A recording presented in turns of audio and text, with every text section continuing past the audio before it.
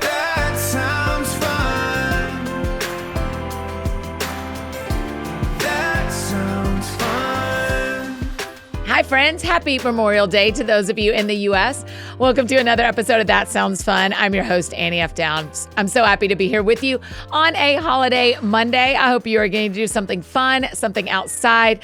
And we're also thankful so much today for our friends in the armed services and thinking of the families today who are celebrating Memorial Day in a totally different way, who have lost someone they love, who are spending time reflecting and remembering. And we're thinking of you today, too. Thank you for your service. Thank you for your family service. We are grateful to live in a free nation, thanks to so many who serve in our armed forces. Before we dive into today's conversation, I want to tell you about one of our incredible sponsors, AG1. Y'all know I love it. I've been drinking it for years. Here's why. I can trust it. AG1 conducts a ton of testing to set the standard for purity and potency, and AG1 is constantly searching for how to do things better. At 52 iterations of their formula and counting, their team is always trying to find better ways to source, test, and aim to find the best quality ingredients available. Quality for them is not just a buzzword. It's a commitment backed by expert-led scientific research, high-quality ingredients, industry-leading manufacturing, and rigorous testing. At each step of the process, AG1 goes above and beyond industry standards. Taking care of my health shouldn't be complicated, and AG1 simplifies this. I just mix one scoop into really cold water, and AG1 helps cover my nutritional bases and set me up for success for the day. Y'all know I love to put a little lemon juice ice cube in there too. I squeezed my lemon juice this morning. I also love that it includes vitamin C and zinc to support my immune system. So if you want to replace your multivitamin and more, start with AG1. What a great thing to do this summer. Try AG1 and get a free 1-year supply of vitamin D3 plus K2 and 5 free AG1 travel packs with your first subscription at drinkag1.com/soundsfun. That's drinkag1.com/soundsfun. Y'all check it out. Today on the show, I get to talk again with my friend, Katherine Wolf. I'm so glad she's back on the show. Y'all know I've known Katherine since we were both in college. Thank you, Athens, Georgia. Go Dogs. And so many of you have gotten to know her over the years as she shared her story after having suffered a massive stroke at 26 years old. In fact, she and her husband, Jay, were on the podcast back in 2020, as you'll remember. You can go back. We'll link to that one, and you can go back and listen and hear more of her story. Katherine's an author, a speaker, a wife, mom, and an incredible example of resilience and unwavering faith. Her new devotional, Treasures in the Dark, is out now. And whether you're walking through a hard season or know someone who is, or just want to prepare for the next one to come, this is a book you're going to love and lean on. So here's my conversation with my friend, Katherine Wolf. That sounds fun. Katherine Wolf, welcome back to That Sounds Fun. Hey, I'm so glad to be here. What an honor. Okay, the thing for our friends who haven't heard us talk before, the world should know we've known each other since we were in college. Yes. Which is wild. So publicly in front of everyone, update me on how Grace is doing, your little sister who was in the youth group when I was the leader in the youth group. I know it. Grace is doing wonderfully. Grace is married, lives here in Atlanta, has an amazing career. Oh, I love it. And yeah, I mean, all surely in part thanks to wonderful discipleship when she was younger by Andy Downs. I don't know about that, but your parents are when I think back on college of the people who invited the youth group over and were always hey, what can we do to be as parents, be a part of student ministry? Your mom and dad were always some of those parents. Now y'all have teenagers too. Is that? I know. Do you think about that your parents were the cool parents and now you get to be the cool youth group parents too? Yeah, my parents were definitely the cool parents. Jay and I are definitely not the cool parents. And that's okay. I've always been a bit of a nerd. That's okay. I'll take it. But yeah, mom and dad were real cool back in the day and still are. If you hear this, mom and dad still are. Yes, I believe it. Okay, Katherine, first, let's talk about the coffee shop. Yes. You guys just opened a new coffee shop in Atlanta called Mend Coffee and Goods. Yes. Oh my goodness, we did. It has been a dream for many years to have a brick and mortar space that is just full of all the things that our Hope Hills camp is about. Just belonging, belovedness, just real human connection, just a place where people of all abilities can be together. We call it an interability space, and it's quite glorious. I hope you will come, Annie, when you're in town. Oh, I'm totally coming. Okay, so for our friends listening that are in Atlanta, it's in Buckhead. Right. It's in the heart of Buckhead. It's on Roswell Road, and it's not to be missed. It's amazing. You're the new pioneer woman. The pioneer woman just opens restaurants all over her town, and you're the new one. Oh, she does? In Atlanta. Oh, cool. I guess so. Well, this one is incredibly special because we have this whole wing of the shop that is retail, and that would be kind of cool if we were just like selling some junk. However, we have ethically sourced, only missionally minded products, so it's like women coming out of sex trafficking who make goods, and men coming out of incarceration trying to provide for their families who make goods, and we sell them to create care packages for people to give their neighbors. It's really a beautiful model. I know, come on. I'm going to. Okay, so when you are building a coffee shop and you're trying to think, will you say the word interability? Is that the word that y'all use? Yes, we use the word So when you're trying to interability. think interability for a brick and mortar space like that, tell me how you're thinking differently than someone who built a coffee shop a year ago. Yeah, that's a great question. The main big difference in terms of consideration, and we've done probably 3 years of intense work with 12 consultants no less to do this. But basically, we wanted to create a space where anyone could come through the door, meaning not just ADA, which is not going to work for many people. That's the bare minimum, but actually a universally designed space where there is extreme focus on incredibly, just at the forefront, at the helm of deep universal design. So for instance, the tables where guests sit swivel up and down so that a wheelchair user can adjust the table to their height. And then if they're with an able-bodied guest in a normal seat, they would grab cushions that we have to create the exact right seat so they're eye to eye, because we believe dignity is connection that is eye to eye, that dignifies and creates a connection that isn't minimizing the person with a disability when they're trying to have a cup of coffee. So it's a cool model. Cool. It's really special. We believe that real human connection is what is so desperately needed in the disability space. People are isolated and ignored and minimized and not valued as they should be. Oh, I cannot wait to see it. You're making me think of a reel that I saw on Instagram where the pastor said in the 90s, connection and community were high and content was low. Right. Like you heard your pastor. Right. Or you listened to the Christian artist we would buy at a Christian bookstore. Right, totally. And now content is high and connection and community is low. Well, I believe it. That's exactly it, I think, for sure. Yeah. Really sad. So I'm guessing, I'm just making assumptions. Probably how you get in the door is different than a coffee shop that's already been built. How the bathrooms are created is different. Oh, Annie, let me tell you, the bathrooms are glorious. We have adult changing tables so that if a person who is larger than the caregiver many times comes, there's an adult changing table where they can lay down. This is unheard of in coffee shops, but it's such a need in the disability community. It's actually, you may have heard about this. We had dear friends who have been campers at our camp, me and Mary Elizabeth Stone, and they had a 14-year-old son pass away last October. Precious John.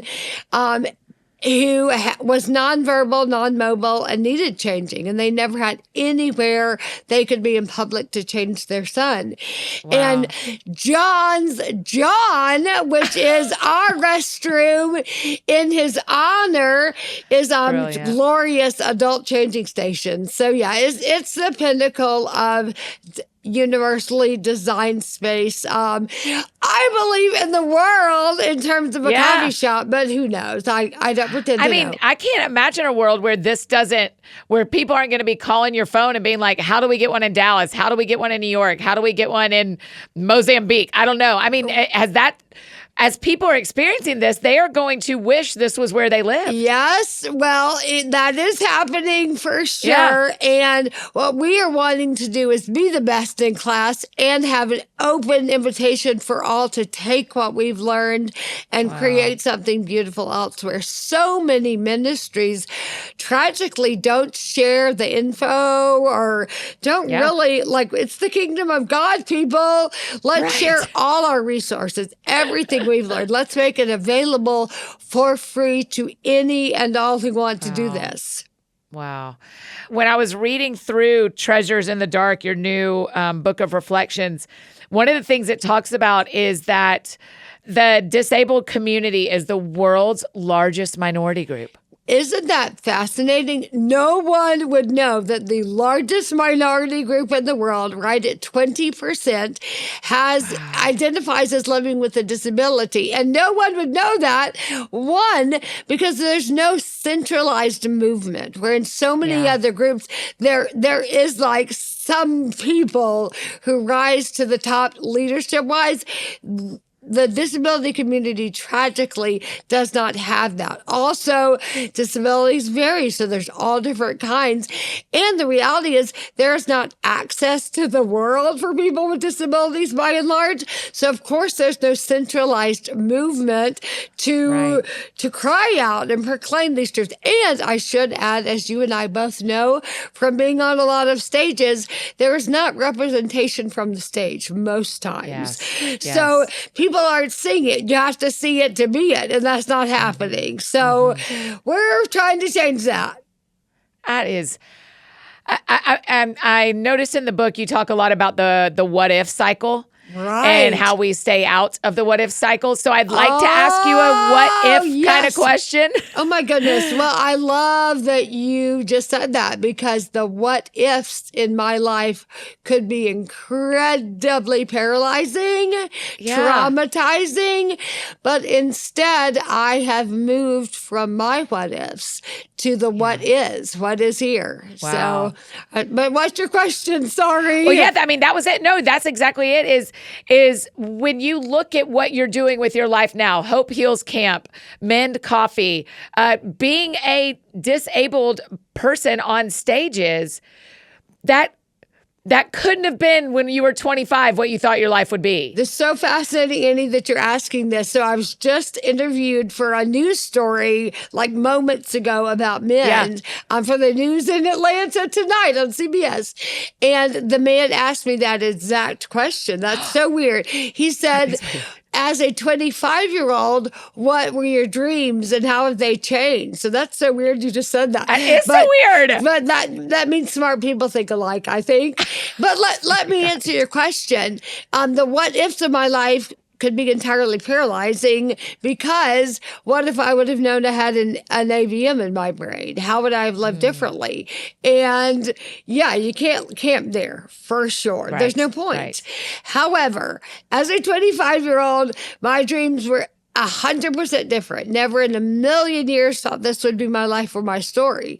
But somewhere along the line, something shifted. And now I got some new dreams for my life. And that is where people get so stuck in their stories. Tragedy hits and they have no ability to pivot, to become emotionally agile, I call it, and say, you know what? I was going this way, but clearly the Lord is saying, you're going to go that way. So instead of fighting for the old life, lean into the new one and get some new dreams. No one says this for some reason in Christian community, but we should scream it out. You can dream new dreams for your life at any age. Why is no one saying that? It's the gospel. New life, new things come out of near death. And I'm living proof of that.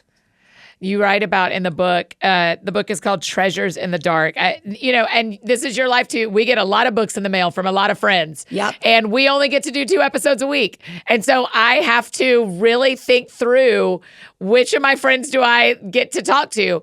And this was such an easy yes for me, Katherine, because I think Treasures in the Dark is the book that I don't know anybody who's living the life they thought they'd live at 25.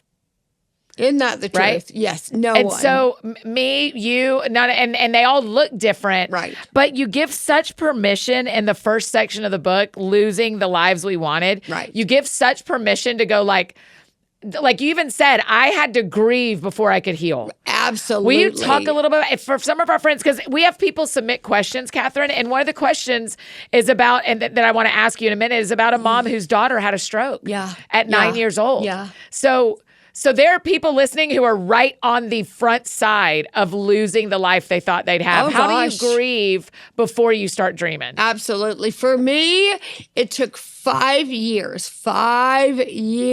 to be able to come up for air, to think about this new life. It was survival mode and just a paralyzing deal of I can't live this way. I can't live this life. And something shifted around the 5-year mark of recognizing, okay, this is the only life I have. And I'm not going to continue to spend my life wishing for my own story. I'm going to live a new story. In that initial time, though, I grieved the life I lost before I could get to the life I envisioned. And that is such a critical part, I think, of so many sweet Christian people think, okay, tragedy strikes, pull myself up by the bootstraps and carry on. And then it doesn't go well. But instead, I think the call of the Bible and everything we know of Jesus is to lament deeply the loss, to really grieve it, to let your own story break your heart. Let it absolutely bewilder you. Let it shock you that you are living this story. And honestly, I've done that well. I've been deeply saddened and nearly shocked that this could be my life. Sometimes I still cannot believe this happened. And I'll never drive a car again. And I'll never walk unassisted. I'll never blah, blah, blah. I can't believe it. And yet, because I have appropriately grieved that, I can move forward from it. You don't stay there, but you must start there to heal. The healing process is lament, then heal, not the other way. Can you do that alone, or do you need a therapist? Do you need a pastor? Do you need community, or can you get through the grieving alone? I would think no. I definitely did not. I cannot answer that as a non-expert. I think many wise people would say, no, you do need some sort of community. And Annie, it's so fascinating. I know it's so cool and everybody is finding their people, which is so awesome for people who are really cool and popular and have loads of available people. But for the rest of us, find the people who don't have the people and make them your people. It's a paradigm shift. Stop seeking out the cool people. They got people. Seek out the ones who don't have anybody. Those people can be your people. Right. I mean, it feels this, there's an invitation in this of when you're grieving a loss of some part of your life, either a person or a situation or relationship, whatever, finding other people who understand that grief to some degree. Right. I mean, it's why I love book clubs, because if y'all all read the same book and then you listen to each other talk about it, you're like, oh, she and I think exactly the same about this. I should have coffee with her. You know? Oh, absolutely. Yeah. That's honestly one of the reasons that camp is so magical. And I pray the coffee shop will be the exact same way, is suffering souls find each other and connect deeply quickly. When you're dealing, like for instance at camp, we've got people with amputations and people living with spina bifida. And when you got real intense stuff on the outside, some of just the junk of life you get past real quick. Like nobody cares when your kid goes to school. Nobody cares. Nobody cares about things that don't matter because we're dealing with real life here. And it's so clarifying and so joy-giving. You're not worried about the dumb stuff. That sounds fun. Hi, friends. Just interrupting this conversation. Tell you about one of our incredible partners, Shopify. We're running a Memorial Day sale over at shopanniefdowns.com. So make sure you head over there, check out the deals. But we get to do things like that so easily because of Shopify. Shopify is the global commerce platform. They're with you every step of the way, and Shopify grows with you no matter where you are in your business journey. Whether you're selling candles or tote bags, they help you sell everything everywhere. Their all-in-one e-commerce platform and in-person POS system have got you covered. So no matter what you're selling or where you're selling it, they're the place to go to. Once you start selling, Shopify makes getting paid really simple by instantly accepting every type of payment. Shopify grows with your business no matter how far or how big you grow. Thanks to an endless list of integrations and third-party apps, anything you can think of, from on-demand printing to accounting to chatbots, everything you need to revolutionize your business, they have got. Sign up for $1 per month trial period at shopify.com/soundsfun, all lowercase. Go to shopify.com/soundsfun to grow your business right now, no matter what stage you're in. Shopify.com/soundsfun. And I have another amazing partner to tell you about, Lumen. You guys, you know I am my favorite science experiment, and I have so loved having a Lumen. I cannot tell you how much I love having a Lumen. Y'all know I want to be serious about my physical health as I am about my spiritual and emotional health. And one of the tools that is helping me so much with that is my Lumen. Our metabolism is our body's engine, and it is how our bodies turn the food we eat into the fuel that keeps us going. And Lumen is the world's first handheld metabolic coach. It is this device that measures your metabolism through your breathing. Isn't that so cool? On their app, it shows me if I'm burning fat or carbs. It gives me tailored guidance to improve my nutrition, my workouts, my sleep, even stress management. All you have to do, this is all I do. When I wake up in the morning, you sit down and you take a deep breath, and then you breathe into your Lumen, and then it tells you exactly what is going on with your metabolism. You can do it when you wake up, before you work out, after you work out, before you eat, after you eat, and it tracks all of it. And then before you go to bed, so you know whether you are going to burn carbs or burn fat overnight. Oh my gosh, I'm telling you, it is mind-blowing. They also give you a personalized nutrition plan for the day based on the measurements you give them in the morning. And you can breathe into it before or after workouts. I'm telling y'all, it is the coolest. It is so fun. So if you want to take your science experimenting on yourself to the next level, improving your health, go to lumen.me and use the code TSF, and you're going to get $100 off your Lumen. You guys, that's LUMEN.me, and use the code TSF, like that sounds fun, at checkout. You're going to get $100 off. Thank you, Lumen, for sponsoring this episode, and thank you for teaching me about my metabolism. I am loving what I am learning. Okay, now back to our conversation with Katherine. That sounds fun. When the new dreams started coming, like the dreams for Hope Heals Camp or for writing or for being on stages or the Men Coffee Shop, how do you know which ones to chase? How do you know which dreams are the right ones to run after? What's the next thing that happens in your brain after you have the idea? Oh, that's such a good question. I feel silly answering because I feel like the Lord is so directing that it's hard to know. Yeah. But I feel like what I do know about that is true is that I have a strong Holy Spirit inspired gut, that I feel it in the gut. And when I know it's the Lord, I go. And so much of when Jay and I wrote Hope Heals, that was probably the entrance into real book writing, ministry, speaking in some ways.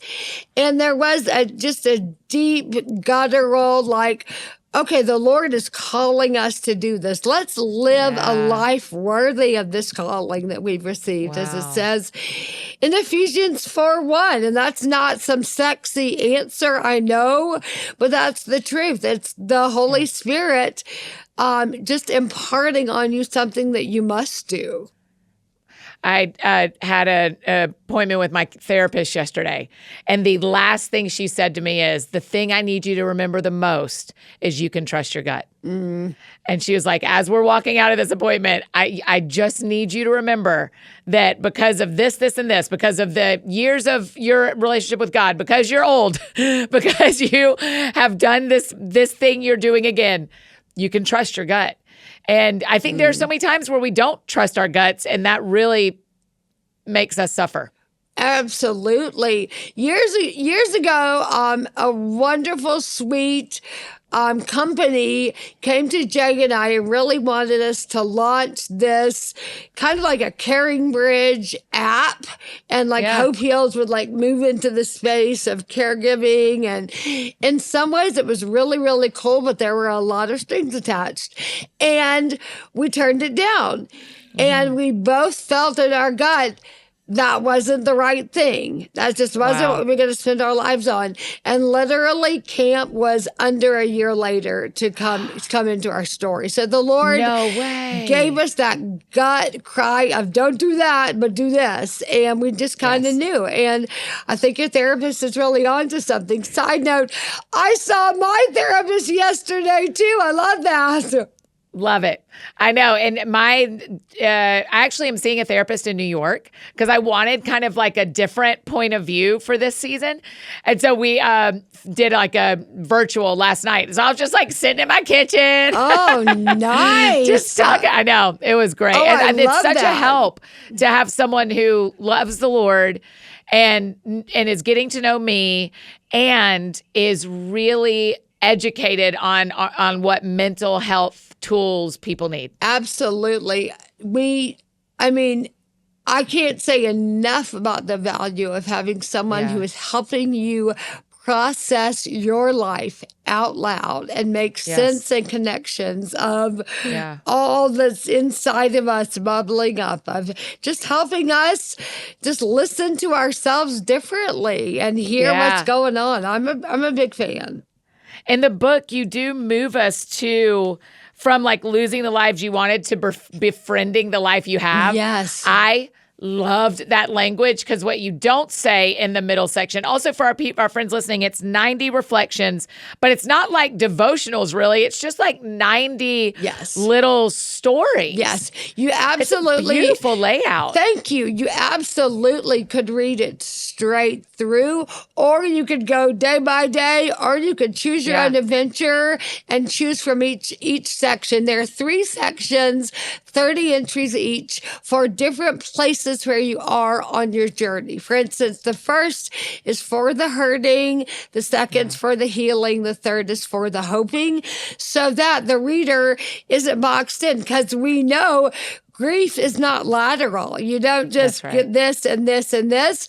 It's changing constantly, and you need to be able to move throughout it. It's like, I know too much to just write a sweet little devotional book that sends you on this journey. It's like, I got to go backwards and forwards and just know when you're dealing with really deep pain, and I'm very aware people reading this are people who buried their children recently. It's like legit, like the darkest pains of life, and to neatly try to tie it up with a bow would be ludicrous. It'd just be ridiculous to do that, and more painful. And you use the word befriending. Yes. And I liked that because something I say a lot is fall in love with your life. And I thought maybe that's asking too much at times. I'm not always in love with my life, but befriending the life you have is kind of like, the words around befriending to me are feelings like step toward it. Right. Give it a chance. Yes. Like take it to coffee. Yeah. And And so will you talk a little bit about like what is that journey Ooh, of befriending? I love that. Versus like me asking people to like cannonball Yeah, into the love yeah. of their life. Yes, absolutely. I agree. That's a very beautiful point that something about a friendship perhaps is more casual. You don't have to be Yes. in love. You can just be a friend. And in time, friendship, many of the best relationships, I believe, for instance, Jay and Katherine Wolf, are Yeah. friendship that get taken to the next level, that eventually maybe you can love your life. But Yeah. starting with friendship gives you permission to not yet be all in. And maybe Yeah. that's a great place to start for a new normal. Yeah, I just had never, as I was reading, I thought, yeah, that's exactly when if I have a shift in my life that involves tragedy, pain, and you also say like, if you're breathing, you have pain. Like it's just the human condition. Absolutely. And a pastor friend and I were texting yesterday, and he said, when am I going to quit being surprised that things don't work out? Isn't that the It's truth? just, like we're having to befriend that. Right.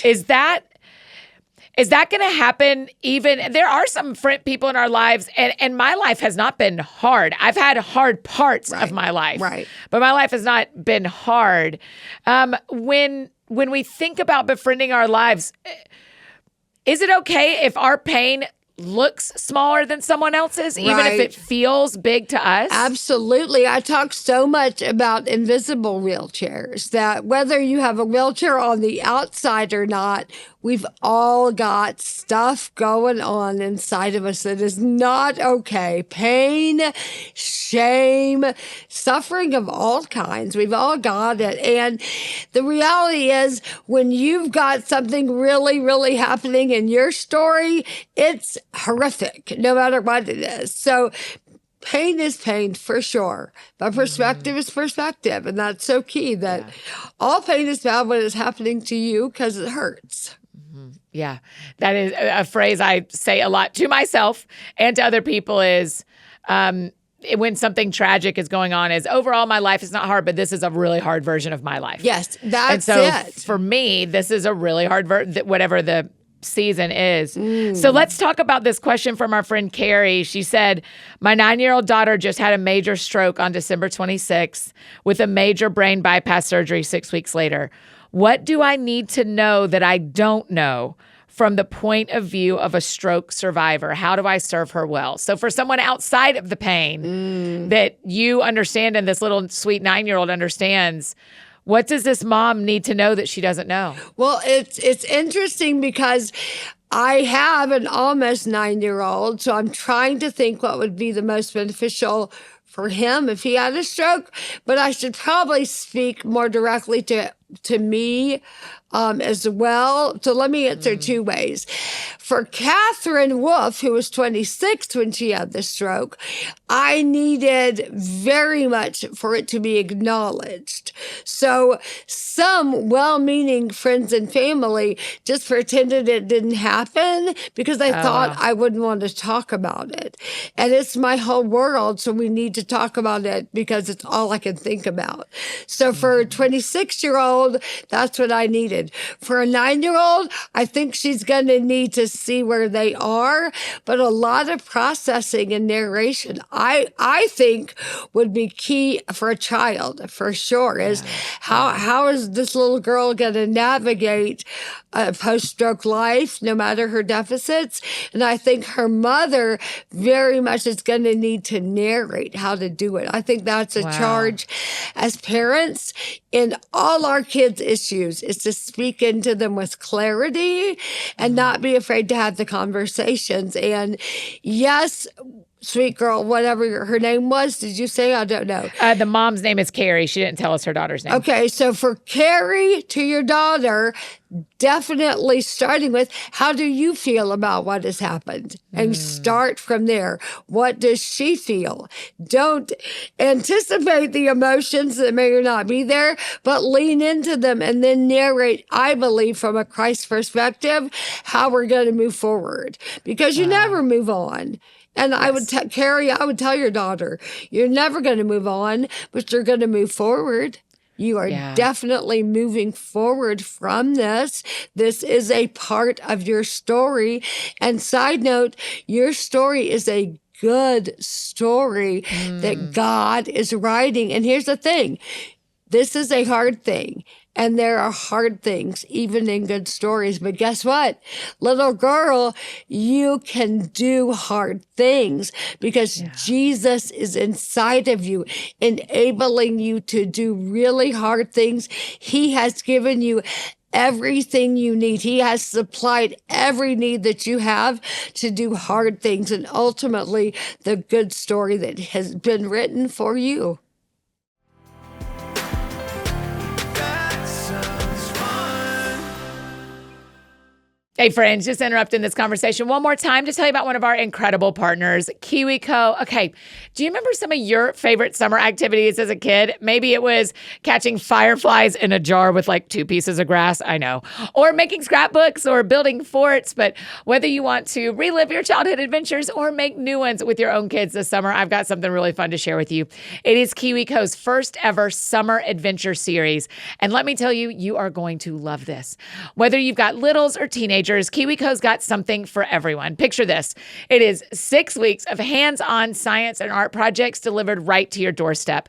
And the best part, each kit comes with enriching content and activities to make the learning experience even more fun. I cannot wait to do the bottle rocket kit with my nephew Sammy this summer. Y'all, it looks so fun, and I know he's going to love it. As a parent or an aunt or a nanny, it can be hard to find creative ways to keep kids busy and challenged, but KiwiCo does the legwork for us, so we can spend quality time tackling the projects together. There's something for kids of all ages. It is so easy and convenient.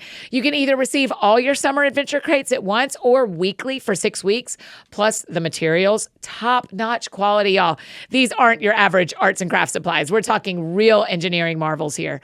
Build the best summer ever with KiwiCo, so you can get 20% off on your summer adventure series at kiwico.com/fun summer.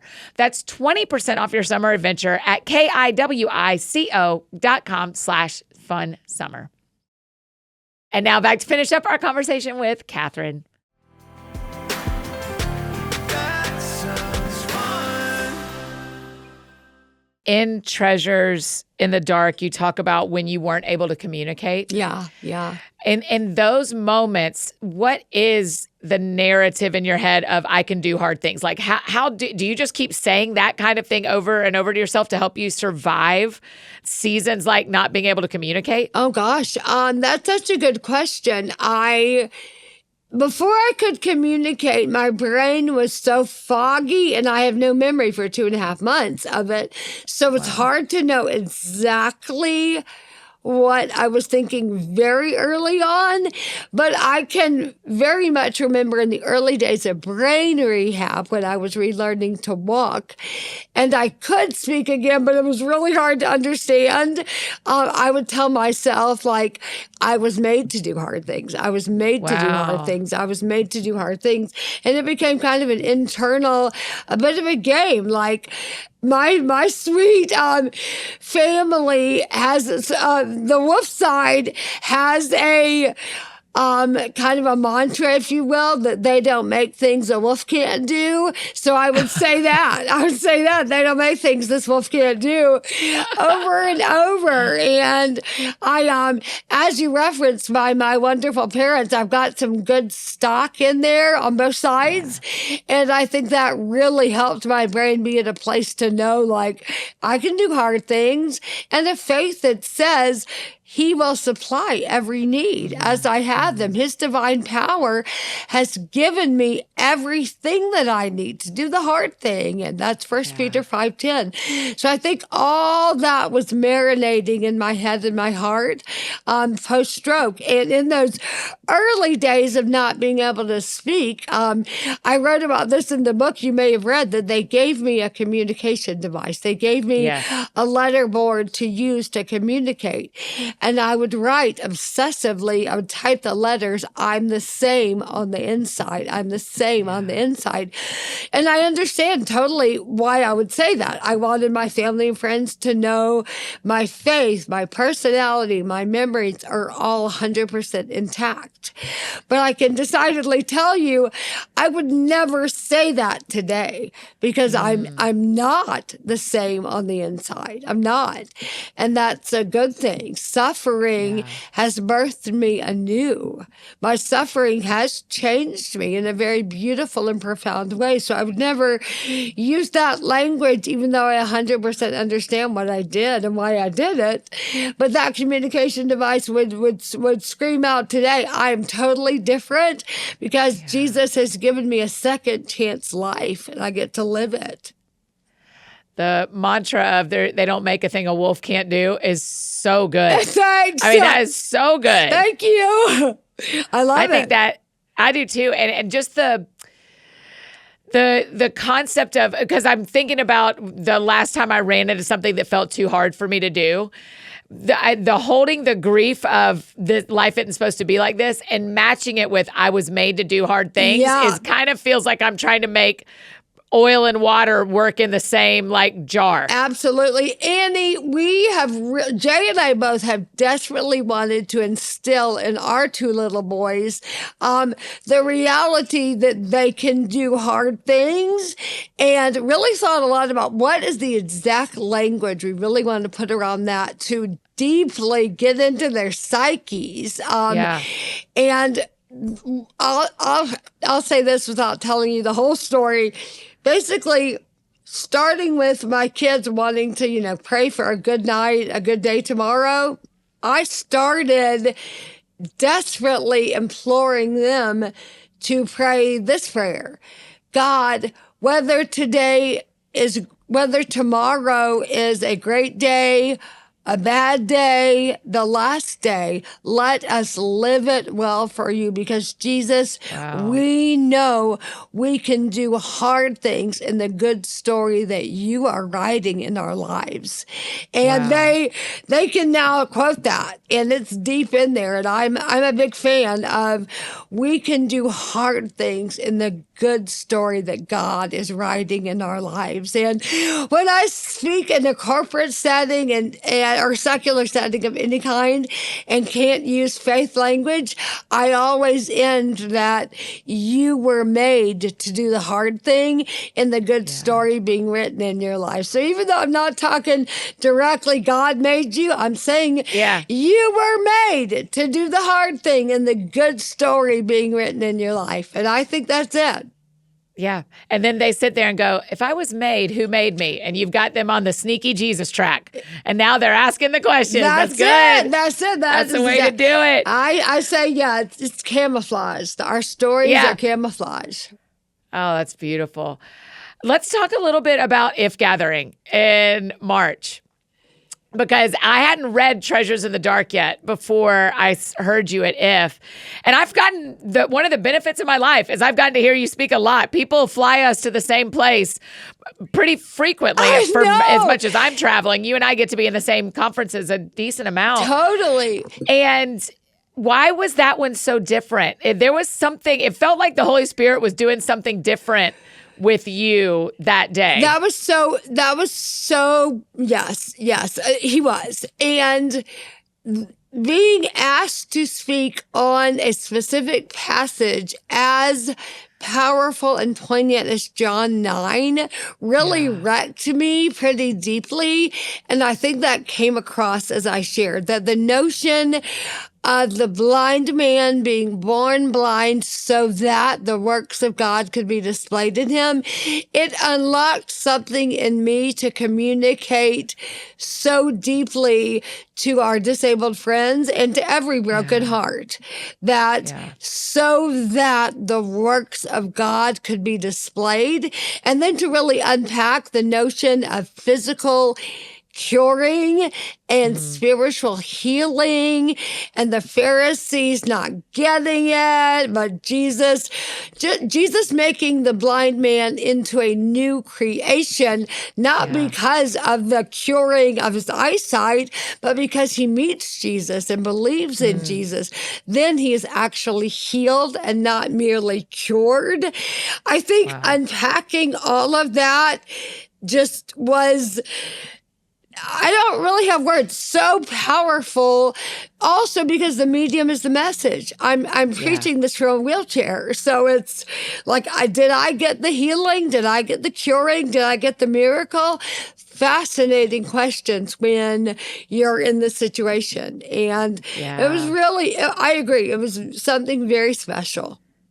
Yeah, and it's an interesting thing to watch a friend of yours, like I got to watch you, when I see you teach so powerfully often, and then that one just had this tinge of, you don't know how deep I've gone with this story. That's what it felt like. It just so you explaining it tells me what the feeling I had around it, which is the gift of the Gospels, right? The gift of the Gospels is you can find yourself in them. Yes. And deep dive. Annie, I would say you are an incredibly brilliant person to recognize that was happening. I don't think anyone else in my life has articulated it that way. I'm not kidding. But you are exactly right. And that is very astute. So yes, 100%. Thank you. It was a beautiful, I love hearing you teach, and it was a beautiful version of what you do. And so I just I was like, I wanted to text you about that. I was like, I'm seeing her on the podcast. I'm just going to ask her in front of God and everybody about it. Oh, yes, absolutely. Well, absolutely. You know, Jesus, to make one more point about John 9, Jesus is asked 183 questions during his lifetime. He chooses to answer 3. Only 3 of them. One of those 3 was the question of why was the man born blind. So think there's a lot to his answer, gotta say. I'm sorry to Bible quiz you in front of everyone, but what are the other 2 that he answered? I have no idea.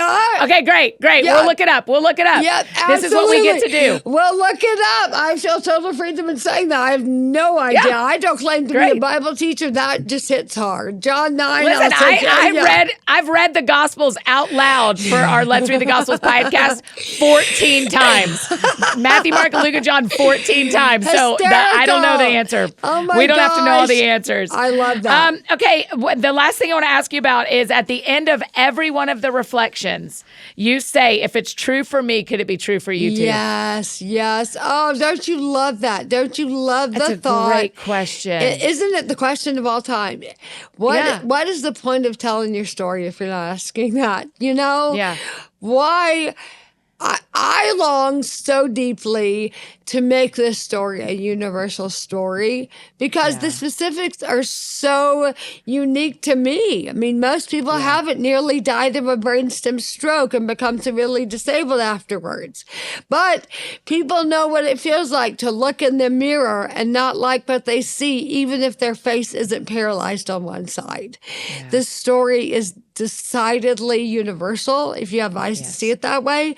So I really wanted to link it up that if it is true for me in my story, could it possibly be true for you too? And the answer is no, maybe not yet, but maybe one day it will be. And maybe one day's coming and you need some hope. It's beautiful. I cannot wait for people, if they haven't gotten Treasures in the Dark, it is such a great, I just enjoyed reading it. I loved this format. So I can't wait for people to get to read it. I love that you're saying that, Annie. Thank you. You are an incredibly gifted, prolific, just scholar, writer, thinker. So that means a lot coming from you. Well, thank you. Okay, I meant to ask you this at the beginning. I forgot, so we'll finish with it. Yeah. Because the show is called That Sounds Fun, Katherine Wolf. Yes. Tell me what y'all are doing for fun. Oh, my goodness. Well, I mean, so many of the things in my life are decidedly fun and fabulous right now, right down at the coffee shop.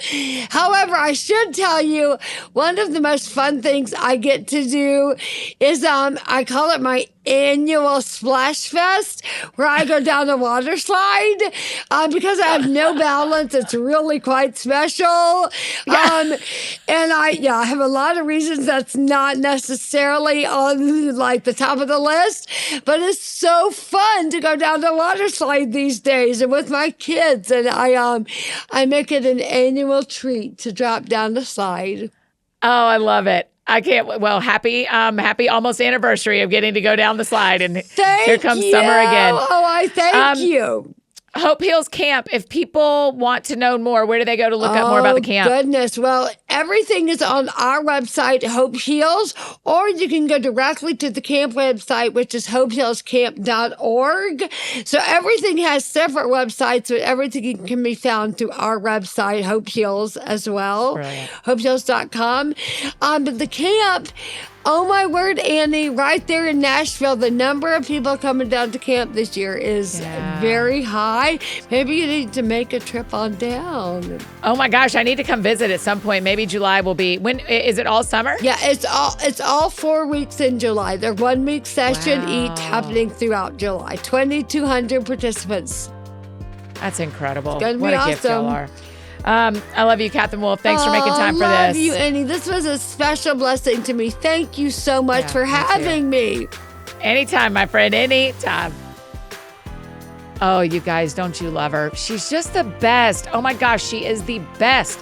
I love getting to chat with her. I love learning from her, her growth, her depth. I mean, it's incredible. Hey, make sure you grab your copy of Treasures in the Dark. This is a great one to have 2 or 3 sitting on your shelf at a time when someone needs it. You've got it right there.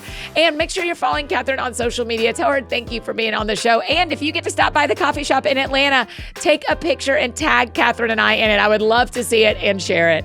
If you like this episode, I think you're also going to love episode 487 with Alicia Britt Cholet. You guys, she is unbelievable. And episode 329 with Kate Bowler, both women also talking about how do you go through the harder things in life when that is our normal life. So I think you'll really enjoy those episodes. If you have any questions from this episode, you can drop them in the Q&A box on your Spotify app if you're a Spotify listener like me, or send them to us on Instagram at That Sounds Fun Podcast. We'll try to answer them there. If you need anything else from me, you know I'm embarrassingly easy to find. Annie F. Downs, Instagram, Twitter, Facebook, anywhere you need me, that is where you can find me. And I think that's it for me today, friends. Go out or stay home. Do something that sounds fun to you, and I will do the same. Today, what sounds fun to me is laying by the pool. So catch me reading a book, laying by the pool. Y'all have a great week. We'll see you back here on Thursday as we recap 2018 and mainly just keep talking with our friend, Eddie Kaufholz. We'll see y'all then. That sounds fun. That sounds fun. Oh, that sounds fun. Check 1, 2 on the microphone. Annie F. Downs in your car to your home. Every week it's something new. A deep talk or an interview. She'll make you laugh, she'll make you cry. When it's dark out, she's a light. When you're down, get you feeling right.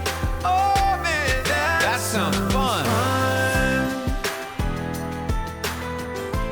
That sounds fun. That sounds fun.